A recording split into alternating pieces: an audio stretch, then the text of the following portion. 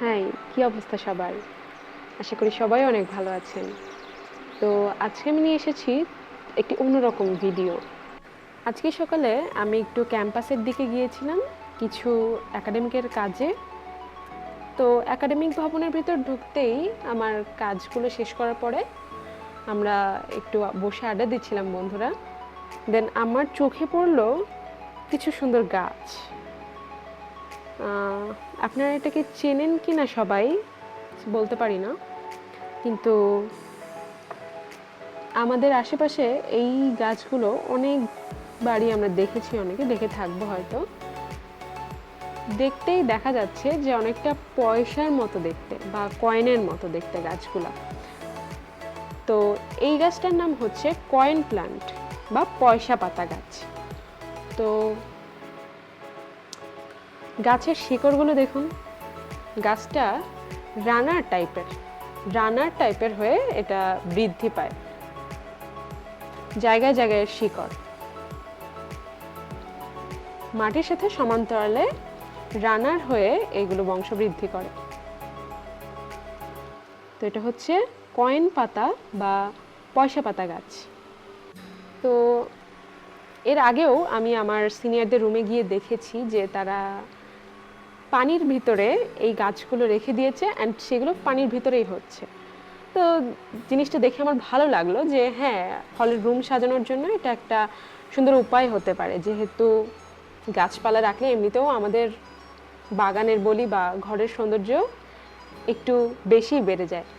তো আমার মনে হলো অনেকদিন ধরে আমার ইচ্ছে ছিল যে আমি একটু সাজাই রুমটা, কিন্তু সেভাবে করে সুযোগ হয়ে ওঠেনি বা সময় হয়ে ওঠেনি। আজকে ভাবলাম করেই ফেলি কাজটা।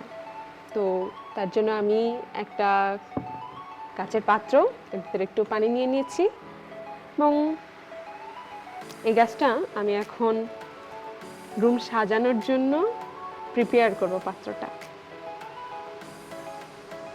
এইভাবে তো লম্বা করে আমি এর ভিতর ঢুকাতে পারবো না, তো হচ্ছে আমি একটু গোল করে পেঁচিয়ে নিয়েছি যাতে সহজে আমি এটা এর ভিতরে রাখতে পারি।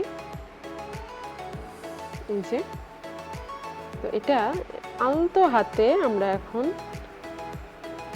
পাত্রের ভিতর ঢুকিয়ে দিচ্ছি।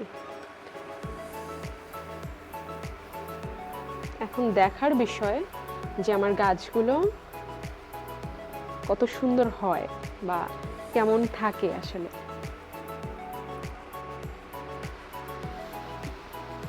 দেখতে কিন্তু বেশ সুন্দরই লাগছে। এর আগে ইতিমধ্যে আমি হচ্ছে আমার একটি বোতল সুন্দর করে কেটে এর ভিতরে একটু পানি নিয়ে নিয়েছিলাম।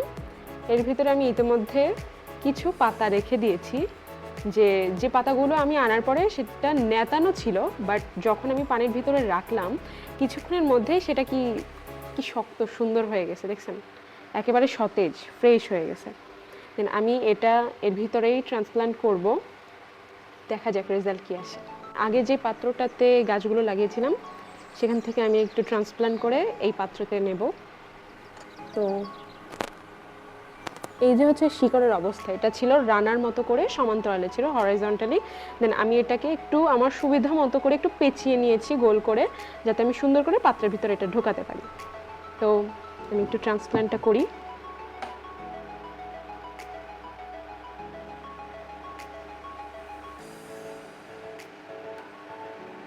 এমন করে আমি পাত্রের ভিতরে গাছগুলো ঢোকাবো যাতে শিকড়গুলো, মানে যে শিকড়গুলো আছে মূলগুলো যেন খুব সুন্দরভাবে পানিতে থাকে।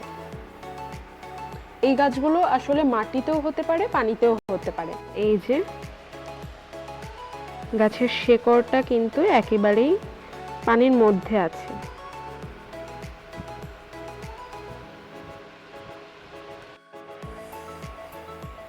এই হচ্ছে আমাদের রেজাল্ট।